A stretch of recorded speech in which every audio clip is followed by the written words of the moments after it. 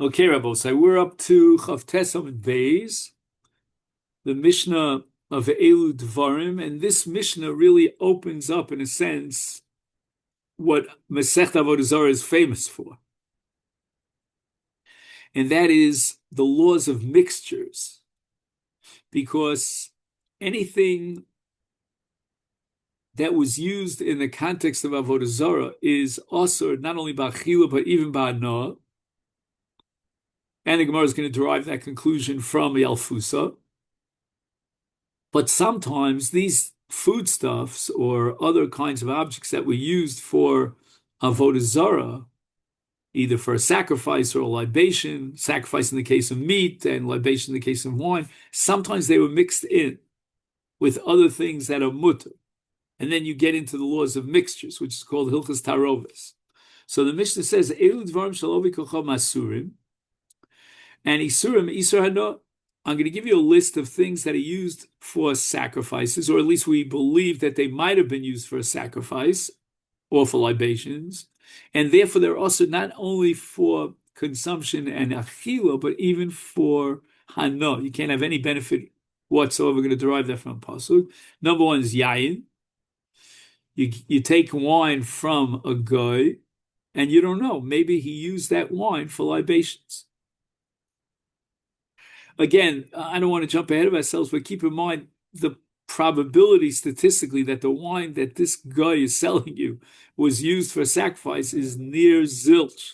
It's almost zero. Because out of all the wines that they produce, who says that this wine was used for a libation for Avodah Zarah? Not only that, if it was used, what did he do? He collected the wine after the libation, and now he's selling it to you? It's very hard to believe that he would sell you wine that he poured in front of his idol. So the Gemara is going to come up with another reason why we're not allowed to benefit from the yayin of a guy, and that's called intermarriage. In any event, hachometz, now wine eventually becomes chometz. And hachometz shalovikachom shoyim mitchiloso yayin. Again, if it was vinegar from the time that you bought it, that's okay. But if it was wine in the hands of the guy, and then it became vinegar, and you bought it now, then the Gemara is going to say pshita for sure. It has the status of yayin. It's also manoah. I don't even need this Mishnah. So the Gemara is going to have to rack its brains, figure out why the Mishnah had to bother telling me this. Then we have earthenware, cheres hydrioni, hydrionic earthenware. They would soak it in water, and they would keep their wine in this earthenware so that the walls of the utensil would absorb the taste of the wine. Now, once again, even if you would use that kli, that utensil, nevertheless, the amount of wine that's polate that comes out of the walls of the earthenware is probably insignificant compared to what you have inside the jug. So clearly, this is some sort of rabbinic gzera. Then we have oros levuvin. I mean, this has to do with real cultic, paganistic idol worship. They used to take a live animal and pierce its heart while it was alive. And this was all done in front of the idols. So if you find that the guy is selling you hides of an animal and it has piercings around the area of the heart, meaning if you could guess, I don't know how you do that, but it's possible to do that, then that's going to be proof positive that it was used in idol worship. Rav Shimon Gamliel Omer, it depends. Bisman she'akera shelo agol asur. Right, they would create a round hole and they pierced into the heart. Then you know it was used for avodah zarah. But mashuch, if it's elongated, then mutter. Then it's not at all indicative of their idol worship. Basar nichnas avodas kol chavim. Let's say, for example, a meat is on the way to be used as a sacrifice, and the Jew buys that meat before it gets there. He intercepts the meat, so to speak, is then mutter, because we have a principle that in Avodah Zara, there's no Isser unless it was actually used in Avodah Zara. But here it's on the way. It was designated for idol worship, but it wasn't yet used. Hayotze, on the other hand, if the meat is coming out of the temple, the idolatrous temple, then it's awesome. The nation kizivche mason. I'm going to see over and over again that Avodah Zara is called zivche mason. It's like the sacrifice of the dead. Divrei Rabbi Kiva. Ha'holchem l'tarfus also lases v'lasimam. Tarfus is a negative word, a pejorative word that's used to describe Avodah Zara. And ha'holchem, those who are on their way, in fancy English they're called pilgrimages, right? But pilgrims, they're on the way to worship their idol. Then you're not allowed to enter into business with them. We had this already at the very beginning of the Masechta, and the first one to know it appears here. But what's going to happen is if the guy makes a deal with you, a business deal with you, and he's on his way as a pilgrim to his holiday to worship his Avodah Zara, then he's going to give homage to his idol, that he's so excited that he clinched this deal. Haboyim mutter, but if the guy is on his way back from the pilgrimage, so he's no longer on his way to serve the idol, then we don't believe that by doing a business transaction with him, he's going to praise his idol. Nodos kankadeim, right? Leather flasks or earthenware jugs, which again have yayin absorbed in them. The yayin shel Yisrael kanus bahem, and now you pour Jewish wine, kosher wine, into these jugs. Asurim, and here we have a machlokas again, and it's very consistently Reb Meir is the machmir lechacham maker. Reb Meir holds Yisurim Yisra Anah, whereas the Chachamim say Ein Yisurim Yisra Anah, because the Chachamim are saying that okay, how much wine was absorbed into the earthenware, and how much wine now is going to come into the heter wine, the Jewish kosher wine? It's not a significant amount. Okay, we'll prohibit it from shtia, from drinking, but we're not going to say that it's also by nuts. It doesn't have a full-fledged status of Avodah Zarah. Hachartzadim v'azogin, I feel like we're learning Masechet Nazir now. So we're talking about grape seeds and grape peels. Shalov v'kachov masurim. And once again, we're going to have a chumrah of Rabbi Meir where he prohibits these peels and seeds absolutely, meaning including an Isra Achila and Isra Anah as well, can't benefit from that because they have the status of yayin. But Chachamim say, you know what? At some point in time, these seeds and peels will dry up. And once they dry up, we apply a principle called Paka Shem Yain, otherwise known as Panim Chadosh Bolakam. It's a different entity. And a lot of what Masechet Avodah Zarah is about the change in identity. It's originally identified as Avodah Zarah, but its identity changes. Even an idol, it could be that if the guy decides to chip away at the idol and take away a piece, it loses the identity. So yesterday it was an idol with a chiv misa if you worship it. Today it's mutter. Hamorios. Okay, we don't know what morios are. We'll see in the Gemara. Ugvina. Now, we said that in general, gvina is a problem of kashrus. But here, we're talking about a special gvina from Beis Unyoki. What happened in the Beis Unyoki is they used to add wine into the cheese. So now we're dealing with an Avodah Zarah issue. And therefore, Rabbi Meir is going to say, Isurim Isur Hana, we have to be an absolute prohibition because they had the status of Avodah Zarah. There's wine mixed in. Rabbi Meir would agree that in other locations, there's only an Isra Achila of Gvina because it's only a kashrus issue. It's not an Avoda Zara issue, and it doesn't incur an Isra Hana. Chacham and Isra Hana.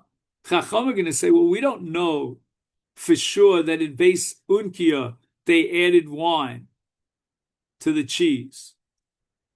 And even if I grant you that they added wine to the cheese, the wine will be bottle in the cheese.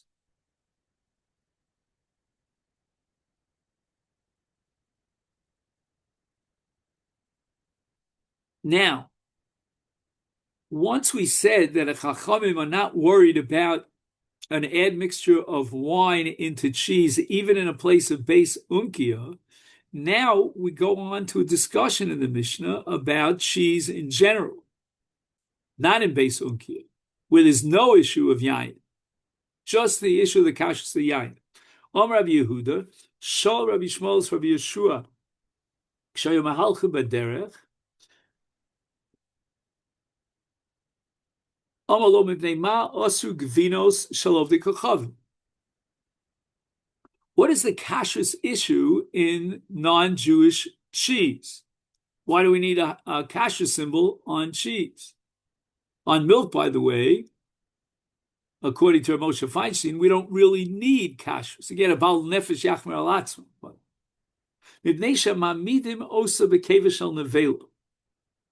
Right? This is something in the process of creating cheese. They add a chemical element into the milk. It curdles the cheese. That chemical element is called rennet. Rennet. I'm sure you know about this, but it's always good to go over. And where does this rennet come from?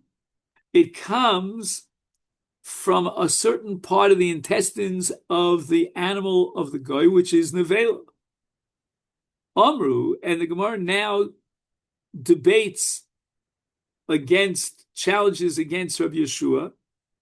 Kohen shedaito yofe shorfa chaya. We're now talking about a carbon ola. Halo kevas ola chamura mi kevas nevela. A keva of nevela, right? That rennet that comes from the intestines of a nevela of a dead animal. That's only osur b'achila. It's not osur b'hana, but a carbon ola is osur b'hana. So we're more machmer than ola.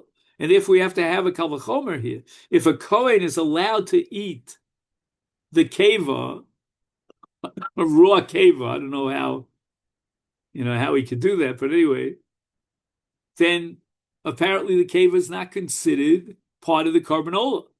It's a separate entity. Like, for example, the Gemara has many questions about nails, hoofs, and claws, all these different parts of the body that are really just extensions of the body. And the Gemara now is holding that the keva, which is the source for the rennet, is also a separate entity. It's not part of the body of the animal. It doesn't have a din of basar. Like the Gemara has a chulin and machlokas about gina nosha, whether it has a din of basar or not. Blo hodulo, Chachamim did not accept that you're allowed to eat the keva of a carbon ola. Aval amru, but they admitted that ein nanim v'lo mo'al. They're not going to allow you to benefit from the keva of an ola, but there's no chiv me'ila. Me'ila means that whenever you get hana from a carbon, like for example an ola, you have to bring a carbon me'ila. There's no carbon me'ila for enjoying the benefit of the keva. So you see clearly that the keva is a separate entity, and it's not part of the goof basar of the animal. So therefore, Rabbi Yeshua says, I can understand. I'm sorry, the Gemara challenges Rabbi Yehuda and says, I can't understand why you prohibit cheese from goyim, even if I grant you the worst case scenario that they made the cheese by curling it with rennet that came from a keva of an avela, but the keva is not part of the guf habeima, and the eastern avela is not chal on the keva.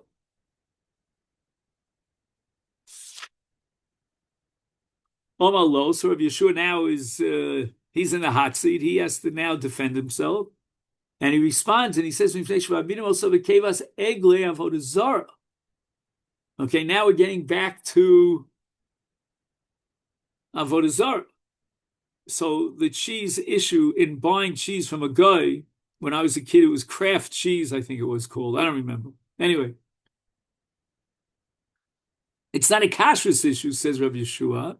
He backtracks, but rather it's an Avoda Zara issue.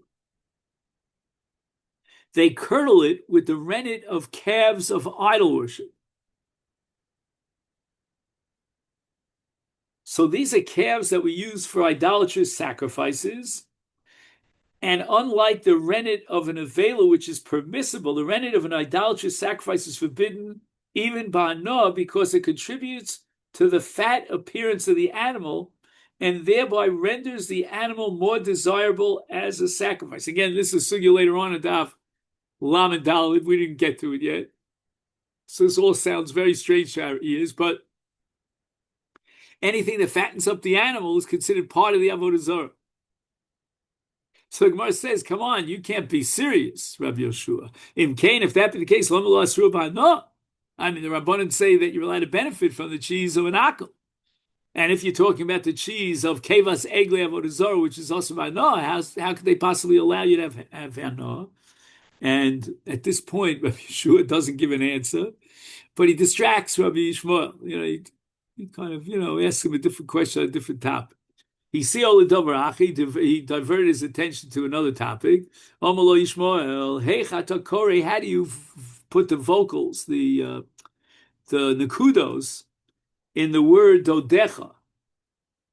In Shir Hashirim, it says kitovim dodecha miyayin.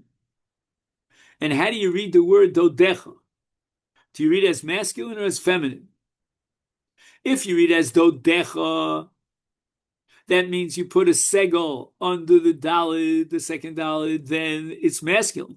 But, maybe you read it ki dodecha dodayich, which means that you put a pasach under the second dalid and a chirik under the yud. So what is it? Is it male, masculine, or feminine? Omalo, Rabbi Shmuel responds to him, ki tovim dodayich. I'm going to read it as feminine. Omalo, Rabbi Shmuel slugs him up. He says, Ein adover kain, you're not right. Sharei Chavero, look at the very next pasuk. And what does it say? Malamed Olav will teach you what this pasuk of Madodech Miyayin means. L'reach shmonecha tovim. And since it says L'reach shmonecha, your oils, in the masculine, right? Shmonecha, yours, not shmonayich. So you see, it's talking about a masculine. Now, I don't know if there's a deeper meaning over here. I don't think so, but you never know. In, Shivim Panim La Torah, there's pilots, but Al Pi Pshuto, there are many issues in Tanakh, as shocking as it sounds, of words, and we don't know the exact pronunciation. And there are different opinions and controversies. So I think that the art scroll here is very helpful. He gave a few examples. He says here, in the Pasuk, Ma'ona Elohe Kedem, which is at the end of the Torah, some have it as Ma'on, and others have it as Ma'ona. And this is an issue of Masechta Sofrim. Or, for example, also in Sefer Dvorim, there's somebody called a Ptsua Daka, and some have it Daka with a Hey at the end, some have Daka with an Aleph at the end. He says to look up the Gilyon Hashas in Shabbos stuff, Nun Heyom and Beis, and there are many, many other examples of this. This scares me a little bit because my father used to always preach about the fact that Moshe Rabbeinu had his own Sefer Torah written, so that if there would ever be a discrepancy, we would look at Moshe Rabbeinu's Sefer Torah and we would determine the final. Okay, but over the course of centuries, Yayin Minolan, how do we know that wine that was used for libation is also by Noah? Omar Rabba Baravua, Omar Kra, Asher Chelev Zvachemo Yochelu, Yishtu Yain Nisicham. So we have a Chelev Zvachemo, which is certainly also by Noah because that's the Chelev of the sacrifice. And in the same pasuk, Yain Nisicham, referring to the wines of the libations for the idols. Is therefore ma zevach osubano, af yayin osubnami osubano. Zevach gufim, how do we know that a sacrifice is osubano? Dichsiv vayitzamdu. This we read last Shabbos, I believe. Vayitzamdu lebal pa'ar vayochlu zivch. Oh no, we're going to read it this Shabbos, the last Shabbos. Right. Oh no, this is a pasuk until my mistake. It could have been in the Chumash, but anyway, take a look. It says here in the pasuk that the zevach of the balpar of the idol was called zivchei mesim. Like we said before, that's a common phrase to describe Avoda Zara. And the equation is between the zevach of Avoda Zara and a mess, a dead body, a corpse. Ma meis asubano, af zevach nami asubano. Frekting Gemara meis gufim. How do you know that you're not allowed to benefit at all from a corpse? Asya shem sham sham miegla rufa. Ksiv hachad says vatomos regarding the body of the corpse of Miriam. Sham, Miriam, underline the word sham. Uksiv and Hasam in the parsha of Egla Rufa, it says v'arfu sham esa egla banachal. So we have an equation now between a mess and the Egla Rufa. Mala halan just like the Egla Rufa, the calf after it's decapitated is also banah, which we'll have to see how we know that, is afkan nami osmana, so too a dead body is also banah. But also, how do you know the decapitated calf is also banah? Amri to Rav Yanai, kapar ksibu b'kikochim. In the parsha of Egla Rufa, it says kapir li'amcha Yisrael, and that word kapir, which refers to atonement, refers to sacrifices, and therefore there's a comparison between the Egla Rufa and a sacrifice, and therefore the Egla Rufa is also banah. And now we have Xer Sham Sham that teaches me that the body of the dead, in the case of Miriam, is also what? Be'anah. Next, the Mishnah says Hachometz shel ovikocham shoyim netchiloso yayin is also banah. Fact, the Gemara pshita. Okay, fine. It became soured and it turned into vinegar, but it was wine. Is mishum the achmetz pokale surah? Are you going to undermine the status of this wine because now it was soured and it became vinegar? Amar Ravashi hasal shmeina, and the Mishnah wants to teach me chomet shalonu biyad ovikol chavim. If let's say we give vinegar over to an idol worshiper and he returns it, let's say I give him vinegar and then he returns it to me. Let's say he took half the bottle, he returns the other half. So now I have to be afraid that maybe he switched his vinegar, my vinegar, with his vinegar, and I end up with vinegar of Ovdei Kochavim. So in order to avoid that, we usually need what's called a chosen v'tol chosen. So let's say, for example, I would give a bottle of wine to a guy, and then he gives it back to me. I would have to have a seal and another seal, a double seal, to make sure that he didn't switch it with his wine. So I can identify that this was the bottle that I gave him. But in the case of vinegar, where I gave him vinegar, now he's giving me back vinegar, which might be a different vinegar, it might have the din of yayin, I don't have to worry as long as there's one single chosem. Because again, the statistical probability of his trying to switch his vinegar for my vinegar is very low. If you're going to be afraid that he's giving you his vinegar and switching it with your vinegar, and his vinegar was poured as a libation for the idol, lo menasche. The mitzias is that they don't pour vinegar as libations; they only pour wine. But when are you afraid that maybe he took out his vinegar and he switched it for your vinegar? Because maybe he felt that your vinegar is of superior quality and is of inferior quality. He wants to give you inferior quality vinegar. Is kevadika chosim, as long as there's one single seal, then lotarif umizayif, he's not going to undergo the whole business here and all the effort to break the seal and switch it and try to reseal it. Omer Avila, shaninu yayin mevushal shalovdi kacham shoyim itchilaso yayin awesome. even if you take wine from a guy that's cooked, it still is also pshita. Why would I think that since it's cooked, I think we would call it today maybe pasteurized. I don't know. Am I getting into trouble by saying that? I don't know. Anyway, Mishum Disbashal Pakale Isura. Again, is the bishul going to be mafkia the shame bishul? I'm sorry. So start again. Is the bishul going to be mafkia the shame yayin and be matir? Or Ravashi hasal shmeinon yayin mevusha shalom biyad of the kochamein tzar chosa b'toch chosa mishum sulam nasche ve'i mishum echlufei came the chosim acha echad lo tarach u'mesayeh. So Ravashi again goes through the same mahalach, and he says the following. If you're worried about the fact that maybe this yain was used in a libation for idols, they don't use a pasteurized wine. Most of our wines today probably are pasteurized, although I think the trend is going back to natural wines. But they didn't use those kind of cooked wines for libation, so you don't have to worry about that. Elamai, what are you going to have to worry? Mishum mechlufe. Maybe the idol worshiper is going to take his inferior quality wine and he's going to switch it for your wine.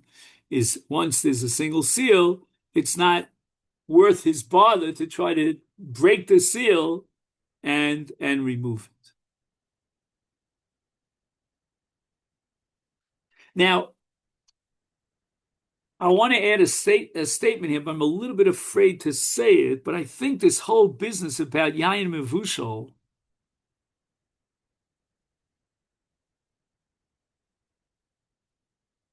is removing the problem from Avoda Zara, because the Gemara says lo menasche, that they will not use cooked wines and pour it as a libation. So why can't we take the wines that are mevushal from the goyim? So either you're allowed to, I don't know, or if you're not allowed to, which that's the impression I get that you're not allowed to, that all yain shalakum is asur, then it might have to do with intermarriage. Okay then? So this is where we'll stop for today. And Mirza Hashem, as I said before, we're now really in the thicket of Masechta Avodah Zarah. Tomorrow, 9:30 should be good, I think.